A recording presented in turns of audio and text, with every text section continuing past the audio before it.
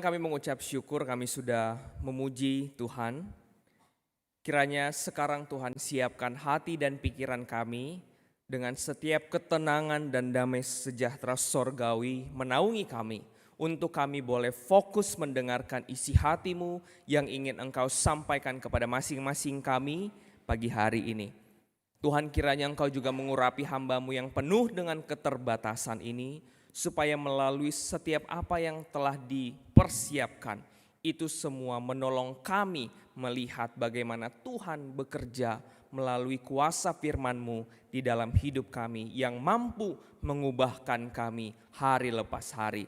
Terima kasih Tuhan, kami menyambut firman-Mu dengan sukacita dan dengan ucapan syukur.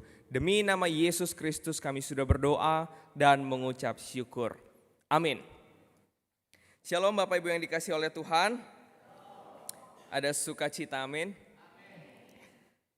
Pagi hari ini kita bersyukur kita memasuki minggu yang pertama di bulan ini. Dan kita bersyukur juga kalau kita boleh ada di tempat ini, itu karena kekuatan daripada Tuhan, amin. Untuk itu, marilah kita mempersiapkan akhir tahun ini bersama-sama dengan Tuhan. Dan kiranya di tahun yang baru pun kita dapat menikmati sukacita yang sama seperti di tahun ini. Bahkan kita berharap Tuhan memberikan ya lebih-lebih sedikitlah berkat dan sukacita bagi kita semua. Untuk itu saya ingin dan saya rindu Bapak Ibu menyapa di kanan kirinya, tetapi mari kita katakan, aku bersyukur untuk hari ini. Katakan ke kiri kanannya, aku bersyukur untuk hari ini. Amin. Ketika kita mengucapkan aku bersyukur untuk hari ini, orang dapat melihat, wah ternyata orang ini hidup dengan ucapan syukur. Aku maulah seperti dia. Sekalipun mungkin ada tantangan, ada pergumulan, ada kesulitan, tetapi orang ini masih bisa mengatakan ucapan syukur dan keluar dari mulutnya. Itu hal yang sederhana Bapak Ibu. Sehingga ketika kita mau belajar tentang melayani, mari kita mulai dengan hal-hal sederhana. Dengan pendekatan-pendekatan yang tidak harus memaksa, tetapi membuat orang, menggugah orang untuk dapat bertanya, kenapa sih kamu melakukan hal seperti ini, hal seperti itu, dan kenapa sih kamu masih mampu mengucap syukur? Sehingga melalui kesadaran orang terhadap sikap kita, itu adalah jembatan di mana kita bisa melayani secara personal kepada orang itu. Nah Bapak Ibu, ini belum sampai ke dalam pembukaan khotbah, ini masih sapaan. Dan dalam bulan lalu kita sudah belajar bagaimana kita dipersiapkan menjadi pelayan yang berkualitas. Setelah kita belajar menjadi pelayan yang berkualitas, Bapak Ibu yang terkasih dalam Tuhan, seharusnya kita menjadi seorang pelayan yang melayani atau yang tidak melayani. Pastilah kita harus melayani, bukan? Karena itulah tanggung jawab orang percaya. Bapak Ibu yang terkasih dalam Tuhan, dalam bulan ini kita memiliki tema besar, yaitu melayani dengan sepenuh hati. Setelah kita dipersiapkan menjadi pelayan yang berkualitas, di bulan ini kita mau belajar menjadi pelayan yang memiliki hati melayani dengan sepenuh hati. Bapak Ibu yang terkasih dalam Tuhan, kalau bicara tentang sepenuh hati, pasti kita sudah tahu, bukan? Betul Bapak Ibu? Semuanya pasti sudah tahu, mengerti, memahami. Apalagi yang sudah berkeluarga. Kalau yang sudah berkeluarga, apa yang dilakukan dengan sepenuh hati Bapak Ibu? Membangun keluarga, mencintai keluarga dengan sepenuh hati. Sehingga terbentuklah suatu keluarga. Melayani satu sama lain. Belajar melayani mulai dari keluarga. Setelah itu dalam persekutuan, dalam organisasi, dalam hal apapun itu, kita sudah memiliki pola sebagai seorang hamba yang melayani. Bukan hamba seperti buruh upahan, tidak. Tetapi karena kesadaran dan karena kita mengasihi orang yang kita layani. Itulah yang Tuhan teladankan kepada kita. Bapak Ibu yang terkasih, ini adalah bulan-bulan Natal. Nah, mungkin bulan ini bukanlah bulan yang sebagian orang pasti menganggap ini adalah sukacita, pesta, kumpul keluarga, makan-makan, baju baru, mobil baru, segala baru. Tetapi mungkin ada segelintir orang yang ketika masuk bulan Desember, dia mengalami sesuatu yang sifatnya traumatis. Mungkin ada kesulitan pergumulan yang dialami di bulan Desember. Dan itu menjadikan orang tersebut ketika menyambut bulan Desember mungkin dia malah sedih. Tetapi kita tahu satu hal bahwa di bulan ini juga Kristus yang kita percaya, yang kita imani, itu kita peringati kelahirannya. Untuk apa kita memperingati Bapak Ibu? Untuk mengingat bagaimana Allah yang agung, yang besar, mulia, yang suci itu rela datang ke dunia untuk berkomunikasi dengan kita. Manusia yang berdosa, manusia yang selayaknya dihukum. Untuk itu Bapak Ibu, ketika kita belajar tentang melayani, pasti kita meneladani Tuhan, bukan? Tuhan Yesus Kristus yang hadir di dalam kesederhanaan. Tetapi dalam perjalanan hidup, khususnya setiap kita yang melayani Tuhan, pasti ada distraksi, bukan? Pasti ada kekecewaan, pasti ada kekesalan, pasti ada kegundahan, pasti ada kebosanan. Sekalipun kita sudah aktif. Bapak Ibu yang terkasih dalam Tuhan, ketika banyak distraksi tersebut, hal ini dapat membuat kita melayani hanya sebatas pemenuhan kewajiban pelayanan. Tetapi ketika pemenuhan kewajiban pelayanan ini kita tidak abaikan, malahan itu yang terus kita rasakan ketika melayani. Oh, karena sudah diberi jadwal makanya saya melayani.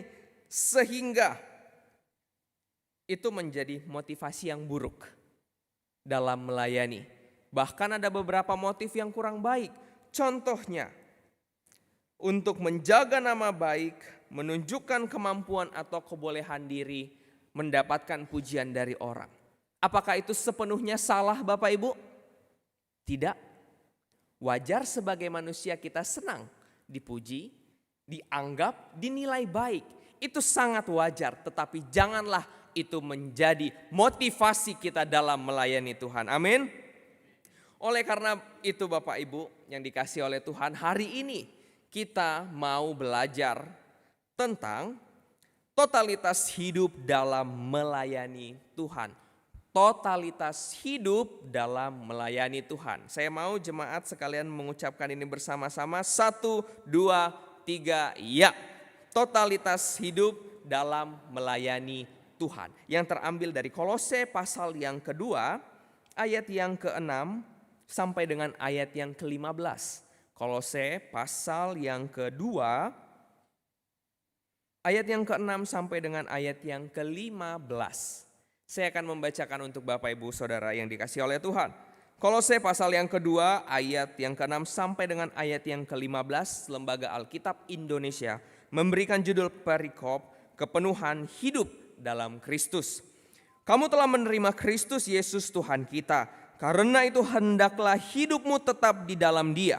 Hendaklah kamu berakar di dalam Dia dan dibangun di dalam Dia. Hendaklah kamu bertambah teguh dalam iman yang telah diajarkan kepadamu. Dan hendaklah hatimu melimpah dengan syukur.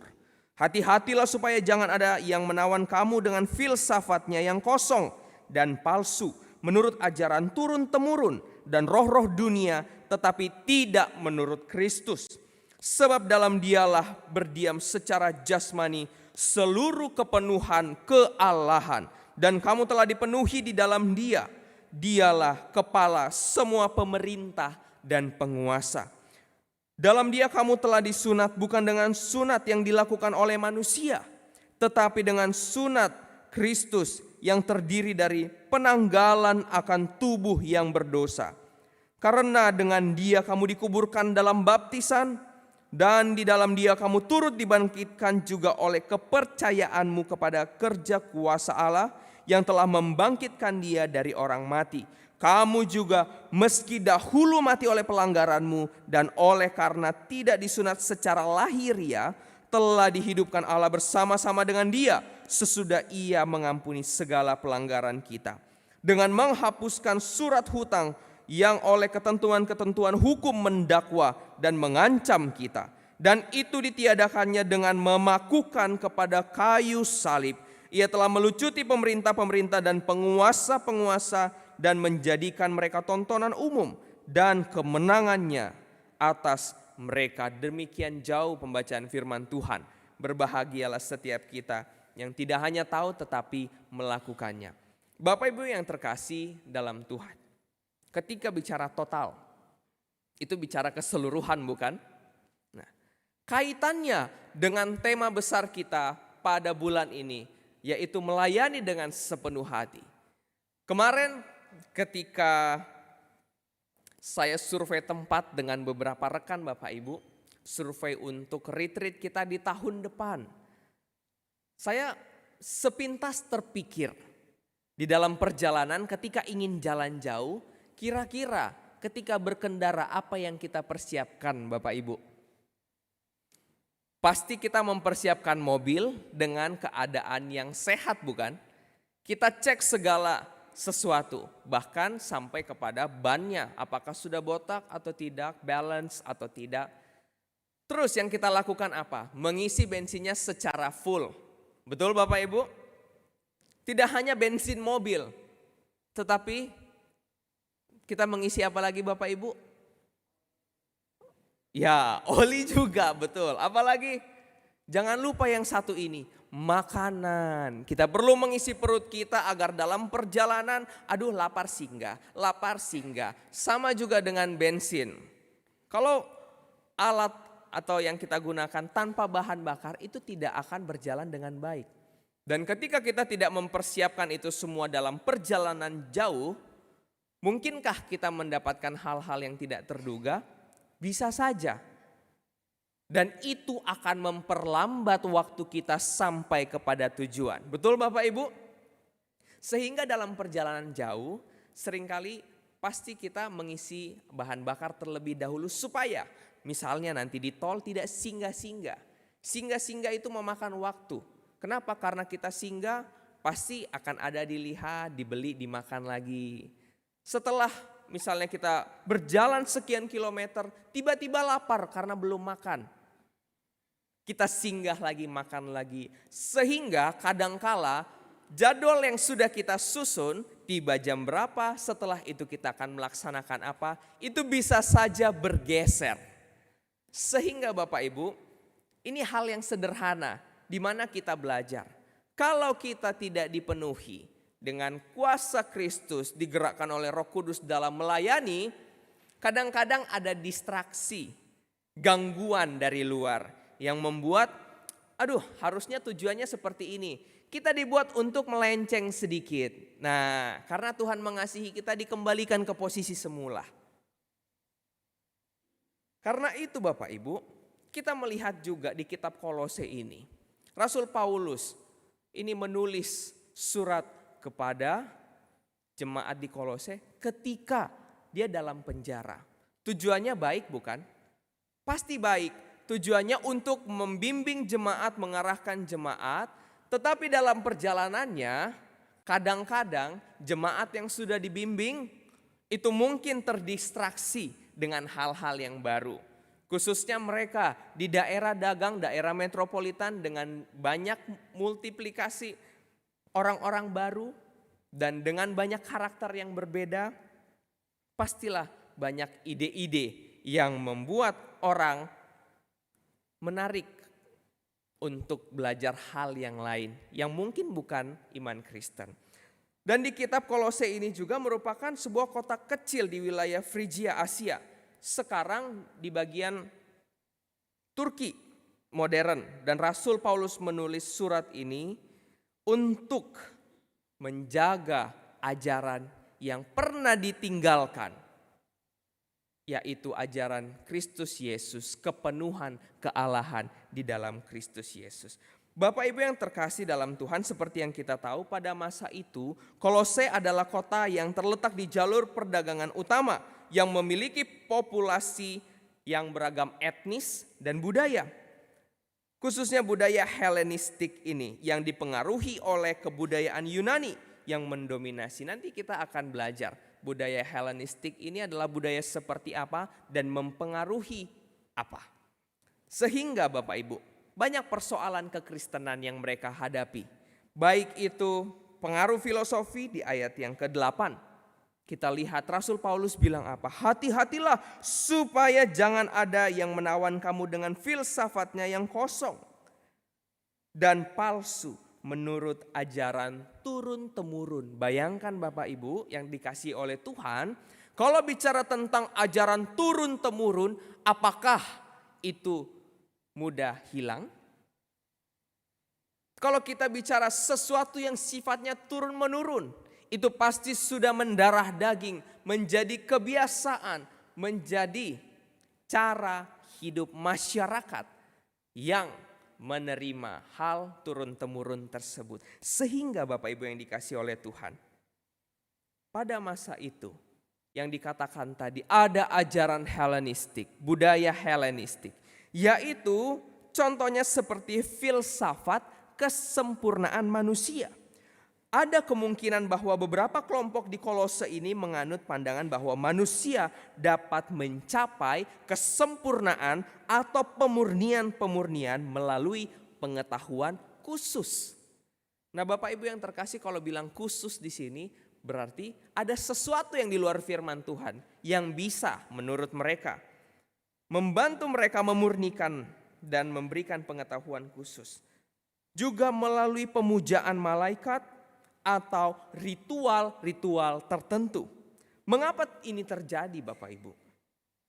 Karena pada zaman perjanjian baru budaya Helenisme ini memberikan gambaran orang Yunani yang memiliki pengetahuan filsafat yang cukup baik, yang tinggi, dan di sana merupakan tempat menggali ilmu.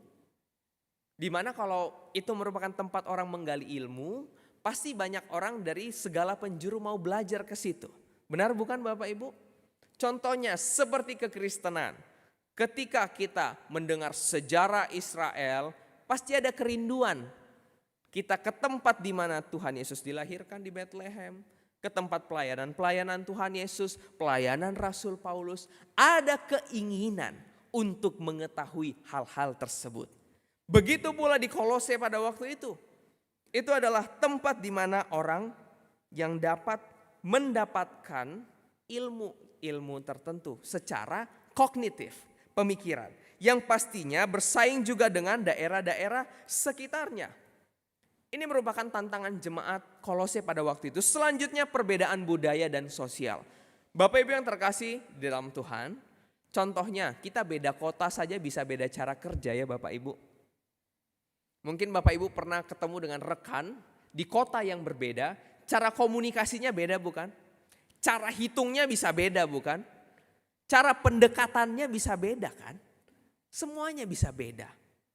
Sehingga budaya yang multi etnis di Kolose ini mungkin menciptakan tantangan dalam mempertahankan persatuan di dalam gereja. Karena banyak hal baru. Banyak hal baru yang menarik jemaat-jemaat untuk terlibat ke dalamnya. Oh, sudah bosan dengan kegiatan kerohanian saat ini. Oh, gereja kita cuman seperti ini, ibadahnya seperti ini. Saya mau mencari hal baru yang sedikit spektakuler. Sehingga saya mendapatkan hal-hal yang mungkin membuat saya senang, semangat, seru dalam mengikutinya. Sehingga Bapak Ibu yang dikasih oleh Tuhan, Rasul Paulus ini berusaha menekankan dan mengajarkan nilai-nilai Kristen yang bersifat universal, di mana itu semua mampu mengatasi perbedaan budaya dan sosial.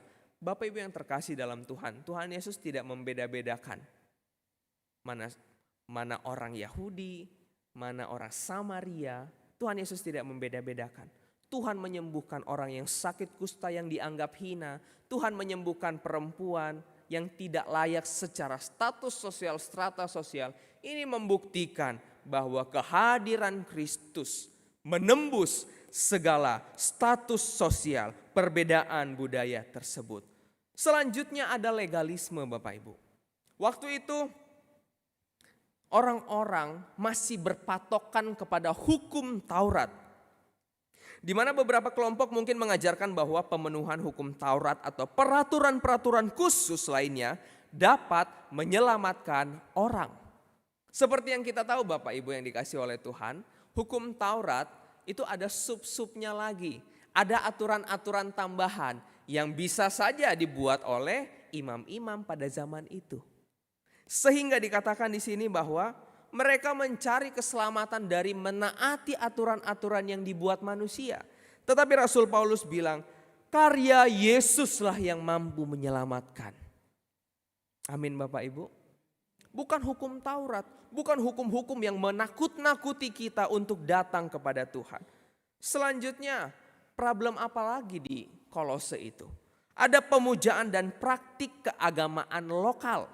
Sebagian jemaat mungkin masih terikat kepada praktik itu. Karena tadi kita sudah melihat bahwa hal itu diturunkan turun-temurun. Contohnya apa Bapak Ibu? Di satu tempat pelayanan, saya pernah pelayanan di satu desa. Desa ini masih mengakui yang namanya pernikahan adat. Hanya memotong beberapa ayam, mereka sudah bisa menikah. Hidup di dalam rumah tangga yang bersukacita katanya. Dan disahkan oleh pemerintah desa. Tetapi menurut kebenaran Kristus itu tidaklah baik. Ada hukum-hukum adat yang menghalalkan segala cara demi mendapatkan tujuan yang sifatnya instan. Sehingga Bapak Ibu yang terkasih dalam Tuhan, di beberapa tempat ada budaya-budaya yang mungkin kita tidak tahu bentuknya seperti apa bukan. Yang menggeser iman kita kepada Kristus menjadi iman kepada tahayul-tahayul, hal-hal roh-roh nenek moyang yang dipercaya masyarakat pada waktu itu.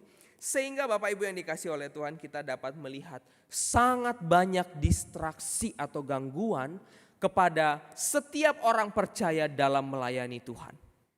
Bapak Ibu yang terkasih, makin kita ikut Tuhan bukan makin aman. Tetapi makin kita mengikut Tuhan, iblis makin berusaha menggoncangkan iman kita. Sama seperti pohon Bapak Ibu. Banyak ilustrasi seperti pohon bukan? Makin tinggi pohon, makin kuat, makin banyak angin, terpaan angin yang dia terima. Begitu juga kehidupan orang percaya. Ketika kita bicara tentang pelayanan, bukanlah hal yang mudah. Tetapi bersama dengan Tuhan, Tuhan akan memampukan dan membuat kita bersuka cita dalam melayaninya. Amin Bapak Ibu. Sehingga mari kita hiraukan hal-hal yang mendistraksi. Tetapi marilah kita juga belajar melayani dengan sepenuh hati. Sehingga bagaimana sih cara kita melayani Tuhan dengan totalitas hidup kita? Tema ini sebenarnya berbicara tentang apa? Yang pertama, teguh di dalam Kristus. Bapak Ibu yang dikasih oleh Tuhan, di ayat yang ke-6 dikatakan di situ, kamu telah menerima Kristus Yesus Tuhan. Ini menandakan orang pada waktu itu sudah percaya Tuhan, sudah mengenal Tuhan. Tetapi dilanjutkan dengan kalimat, karena itu hendaklah hidupmu tetap di dalam Dia. Bapak Ibu yang dikasih oleh Tuhan, kalimat atau kata tetap di dalam Dia, ini dalam bahasa asli, dalam bahasa Inggris sedikit berbeda artinya. Dikatakan dalam bahasa aslinya yaitu peripateite, artinya walk atau berjalan. Dalam bahasa Inggris NIV itu mengatakan continue to live in God. Jadi kata hendaklah hidupmu tetap di dalam Dia, ini adalah suatu makna bahwa kita harus berjalan bersama Dia. Dan dalam NIV dikatakan continue, melanjutkan.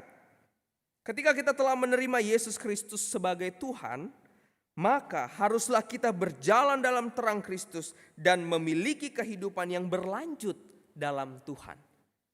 Sehingga satu kalimat yang sederhana ini menggambarkan bahwa kita tahu kita sudah mengenal Tuhan, menerima Tuhan, beribadah kepada Tuhan, melayani untuk Tuhan. Tetapi dikatakan di sini, tetap di dalam Dia itu berbicara tentang kontinuitas. Hari demi hari terus berlanjut sampai di mana Tuhan memanggil kita dan mengatakan, sudah selesai pelayananmu di bumi. Masuklah ke sorga bersamaku, bersama-sama memuliakan aku. Duduk di pangkuanku, masuk ke dalam persekutuan bersama-sama dengan aku. Itulah makna dari tinggal tetap di dalam Dia. Sehingga Bapak Ibu yang dikasihi oleh Tuhan, kita bersyukur melalui karya Tuhan, pengenalan kita akan Tuhan, ini memberikan kita pemahaman bahwa ketika kita hidup dalam Tuhan, ketika kita hidup dengan continue melayani Tuhan, maka dalam kesulitan, gangguan, tantangan yang kadangkala membuat kita tidak dapat lagi menikmati indahnya melayani, atau kadangkala ada kejenuhan, kekesalan, kekecewaan. Tetapi ketika kita hidup bersandar kepada Kristus sebagai sumber hikmat dan pengetahuan itu, maka kita akan mampu melewati tantangan dalam setiap pelayanan yang kita lakukan. Dan kita mampu melayani Tuhan dengan teguh. Amin Bapak Ibu. Ini poin yang pertama, teguh di dalam Kristus. Yang kedua, bertumbuh di dalam Kristus.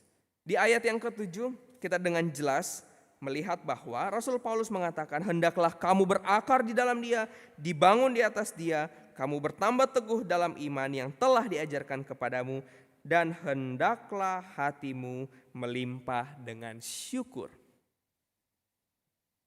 Bapak Ibu yang dikasih oleh Tuhan, kenapa di awal tadi saya bilang, saya meminta Bapak Ibu untuk mengatakan aku mengucap syukur?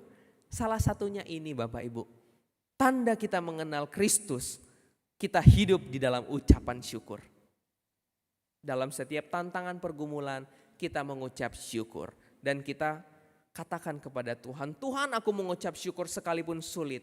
Namun ajar aku untuk dapat melewati dengan cara Tuhan. Amin. Kadang-kadang kita mencari cara Bapak Ibu. Dan ketika kita berusaha dengan cara kita, kita menemukan kita tidak mampu. Kita tidak sanggup.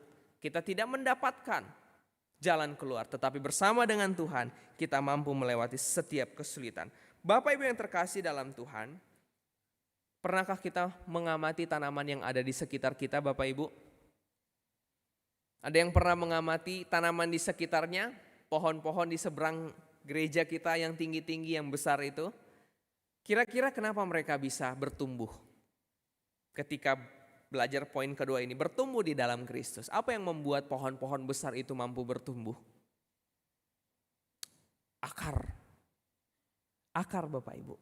Kita melihat Alkitab dengan sederhana menggambarkan bagaimana kita harus menghidupi iman kita, bukan? Dikatakan di sini, berakarlah di dalam Dia.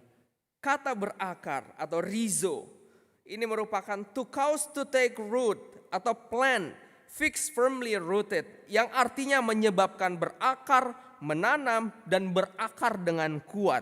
Hal ini menggambarkan bahwa sebagai orang yang sudah percaya Kristus sebagai Tuhan dan Juru Selamat, marilah kita hidup berakar yang kuat di dalam firman Tuhan Bapak Ibu. Inilah kekuatan kita, keteguhan kita. Akar yang kuat membuat tumbuhan atau pohon dapat berdiri dengan tegak. Sekalipun ada tantangan, ada badai, ada topan. Kalau misalnya di beberapa tempat kita melihat angin puting beliung Bapak Ibu, mau itu di luar negeri atau di dalam negeri, kita lihat di pinggir pantai itu, pohon yang tidak tumbang salah satunya pohon apa Bapak Ibu? Pohon kelapa. Ada tsunami melanda, kita lihat, wah masih ada dia sedikit, masih bisa tegak. Bayangkan Bapak Ibu, tantangan yang begitu besarnya, menghantam pohon tersebut, tetapi dia masih bisa bertahan. Begitu juga orang percaya. Ketika kita menyimpan firman Tuhan dalam hidup kita, itu yang buat kita bertahan. Keluarga mungkin mengecewakan, bisa saja mengecewakan. Anak-anak bisa saja mengecewakan. Orang tua bisa saja mengecewakan. Pasangan, keluarga besar bisa saja mengecewakan. Tetapi siapa yang tidak pernah mengecewakan kita Bapak Ibu? Tuhan Yesus. Cara manusia memperlakukan kita mungkin tidak sesuai dengan apa yang kita harapkan. Tetapi cara Tuhan itu yang menggugah kita, mengubah hati kita, meluruskan motivasi kita dalam mengikut Dia. Itulah pentingnya berakar. Dibangun, build upon, di atas, above a foundation. Kita tadi belajar tentang akar yang kuat. Selanjutnya dibangun. Setelah punya dasar akar yang kuat, dibangun. To build properly. Dalam pembangunan pastilah kita memiliki perencanaan, bukan Bapak Ibu? Ada perencanaan di situ tentang desain bangunan seperti apa, desain interior seperti apa, mulai dari peletakannya, placement, warna, tumbuhan dan segala macam. Hal ini memberikan kita makna juga bahwa orang percaya dalam mengikut Tuhan juga harus memiliki pondasi yang kuat dalam Kristus, sehingga tidak terdistraksi oleh ajaran-ajaran sesat. Ajaran-ajaran yang membuat kita ragu kepada kealahan Kristus. Juga kita harus memiliki perencanaan hidup. Bapak Ibu yang terkasih dalam Tuhan, kalau kita bicara tentang iman, kita nggak hanya bicara tentang bagaimana hidup melayani Tuhan. Tetapi di sini dituliskan ada perencanaan, ada persiapan dalam kita menghadapi tantangan zaman sesuai dengan firman Tuhan. Tuhan sudah memberikan, membukakan apa yang harus kita ikuti. Tetapi kita pun sebagai orang percaya harus memiliki perencanaan untuk hidup sebagai orang percaya. Dan juga memiliki spesifikasi kualitas dalam mengikut Tuhan dan memiliki karakter Kristus sebagai seseorang yang telah mengalami pertumbuhan. Yang pertama, teguh di dalam Kristus. Setelah kita teguh, hendaklah kita bertumbuh di dalam Kristus, Bapak Ibu. Setelah kita bertumbuh, marilah kita melayani dengan sungguh-sungguh di dalam Kristus. Bapak Ibu, kalau kita mundur sedikit, apa yang bisa menolong kita bertumbuh dalam Kristus, Bapak Ibu? Apa yang menolong kita bertumbuh? Persekutuan. Persekutuan sederhana itu adalah cara yang Tuhan pakai melalui gereja ini menyediakan wadah untuk kita dalam membangun iman kita dalam persekutuan satu sama lain. Karena apa Bapak Ibu? Dalam persekutuan ada apa? Ada tegur sapa, ada menasehati, bertukar informasi, saling menguatkan, saling meneguhkan, bahkan hadir sebagai orang rohani yang memberikan nasihat rohani bagi orang-orang yang membutuhkan. Sehingga Bapak Ibu, yang ketiga, marilah kita melayani di dalam Kristus. Ayat 13 sampai ayat yang ke-15 kita dapat melihat bahwa dikatakan dahulu kita mati oleh pelanggaran kita. Tetapi oleh karena Allah mengasihi umatnya yang percaya, maka kita pun beroleh pengampunan yang melayakkan kita untuk melayani Tuhan. Kita mampu melayani karena pertolongan Tuhan, Bapak Ibu. Kadang-kadang dalam pelayanan kita mungkin mulai mundur oleh karena satu hal ini, hal itu, permasalahan ini, permasalahan yang itu. Terkadang kita merasa Tuhan lebih baik aku mundur daripada aku sakit hati, aku kecewa, aku jenuh. Tetapi Bapak Ibu, kita diingatkan bahwa kematian di kayu salib itu menguasai kita, mengalahkan semua ketakutan dan kekuatan roh jahat dan kuasa setan yang senantiasa mengintimidasi kita. Bapak Ibu yang terkasih, Bapak Ibu pernah memiliki pikiran yang mengintimidasi diri sendiri atau tidak pernah? Kalau saya pernah Bapak Ibu. Kadang-kadang pikiran iblis gunakan itu seperti kamu cuma bisa di mimbar saja mengatakan hal seperti itu. Hal-hal sederhana aja tidak bisa kamu lakukan, bla bla bla segala macam. Atau mungkin ada daripada kita yang diingatkan masa lalu kita. Kamu itu seperti ini, kamu tidak layak, kamu tidak pantas, kamu itu hanya manipulatif. Ke gereja hanya untuk menutupi setiap kebobrokan. Itu adalah pikiran dari si jahat yang mengintimidasi kita Bapak Ibu. Tetapi ingatlah, Rasul Paulus bilang, kita telah menang, kematiannya di kayu salib mengalahkan semua kuasa itu. Kita tidak hanya menang atas kuasa pencobaan, tetapi kita memiliki kuasa untuk memerangi kekuatan-kekuatan roh jahat. Di Efesus 6 ayat yang ke-12 dikatakan, perjuangan kita bukan melawan roh dan daging, tetapi pemerintah-pemerintah, penguasa-penguasa, roh-roh jahat di udara, di mana itu adalah bentuk distraksi yang sampai hari ini mungkin masih bisa kita rasakan. Tetapi oleh karena kita melayani di dalam Kristus, maka kita dapat melayani dengan kuasa Kristus, kuasa yang memampukan, mendorong, memberikan semangat untuk dapat melayani Dia. Amin Bapak Ibu. Sehingga melalui 3 prinsip rohani yang kita renungkan pagi hari ini, kiranya kembali mengingatkan kita tentang bagaimana seharusnya kita memiliki totalitas hidup dalam melayani. Kita yang sudah dipersiapkan Tuhan untuk melayani, marilah kita terus bertumbuh dalam kebenaran dan marilah kita menikmati pelayanan yang kita lakukan. Ketika kita melayani, kita bersuka cita. Ketika kita melayani, kita beroleh damai sejahtera. Ketika kita melayani, kita pun dapat melihat orang lain semakin bertumbuh melalui pelayanan kita. Dan kita juga dapat menyadari bahwa semuanya itu dikerjakan oleh Tuhan melalui hidup kita. Puji Tuhan. Dan ingatlah Bapak Ibu yang terkasih dalam Tuhan. Dalam memiliki totalitas untuk melayani, saya ulang sekali lagi. Milikilah keteguhan di dalam Kristus. Dia yang adalah akar, yang mengajari kita untuk berakar. Dia adalah sumber, dia adalah fondasi kita. Dan setelah kita teguh di dalam Kristus, marilah kita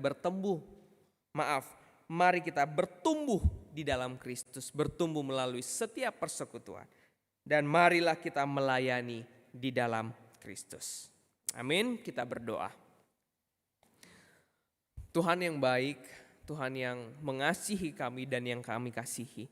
Terima kasih untuk kebenaran firman-Mu yang mengingatkan kami untuk senantiasa teguh di dalam-Mu, bertumbuh dan melayani Engkau dengan kuasa kemampuan, dorongan daripada Engkau. Tuhan mampukan kami supaya kami dapat melayani Tuhan dengan totalitas hidup kami. Sekalipun ada tantangan pergumulan, tetapi bersama-sama dengan Tuhan, Tuhan yang akan memampukan kami untuk kami dapat menjadi pelayan-pelayan-Mu yang sejati dan setia. Terima kasih Tuhan, kami berdoa kiranya Allah Roh Kudus meneruskan kebenaran firman Tuhan ini dan menggerakkan, mendorong kami untuk melakukannya, bahkan memampukan kami untuk mengaplikasikannya dalam keseharian hidup kami. Terima kasih Tuhan, kami mengucap syukur untuk kebenaran firman-Mu. Demi nama Yesus Kristus kami sudah berdoa. Amin.